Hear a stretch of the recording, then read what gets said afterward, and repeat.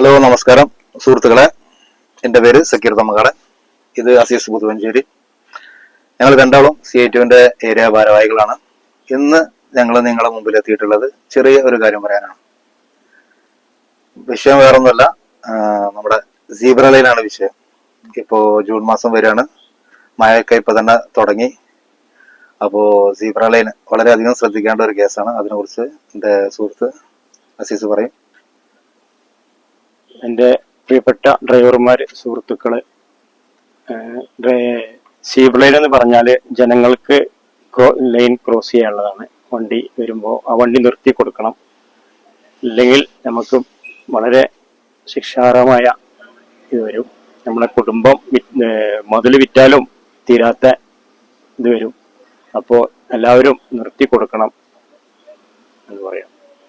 ഇപ്പോൾ അസീസ് പറഞ്ഞ പോലെ, അതായത് കാൽനട യാത്രക്കാർക്ക് റോഡ് ക്രോസ് ചെയ്യാൻ വേണ്ടിയിട്ടാണ് സീബ്ര ലൈന് ഉണ്ടാക്കിയിട്ടുള്ളത്.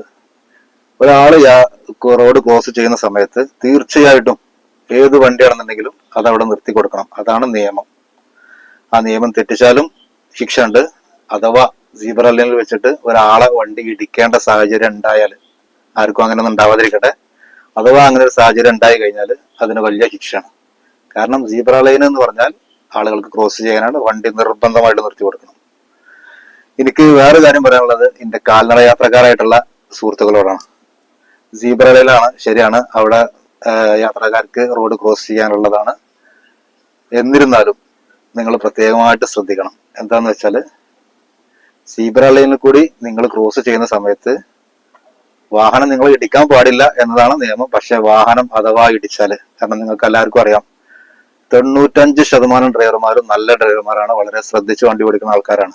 പക്ഷെ വളരെ കുറഞ്ഞ ശതമാനം, ഒരു 5% ആൾക്കാരെങ്കിലും ശ്രദ്ധയില്ലാത്തവരാണ്. നിങ്ങൾക്കറിയാം, പല രീതിയിലുള്ള മദ്യപാനികളായിട്ടുള്ള ആൾക്കാരും ലഹരി ഉപയോഗിക്കുന്ന ആൾക്കാരൊക്കെ ഡ്രൈവർമാരായിട്ടുണ്ട്.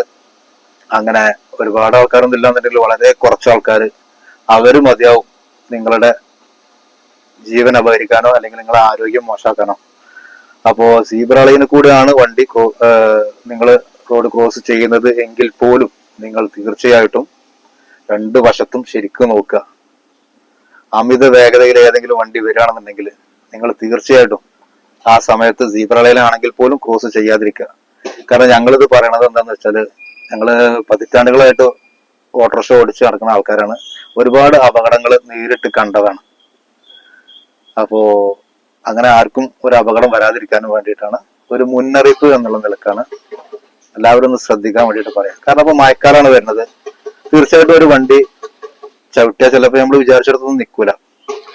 അപ്പോ എല്ലാ ആൾക്കാരും ഈ സീബ്ര ലൈനാണോ അല്ലേ എന്നല്ല, എല്ലാ റോഡ് ക്രോസ് ചെയ്യുമ്പോൾ വളരെയധികം ശ്രദ്ധിക്കുക. മഴക്കാലാണ്. ഓക്കെ.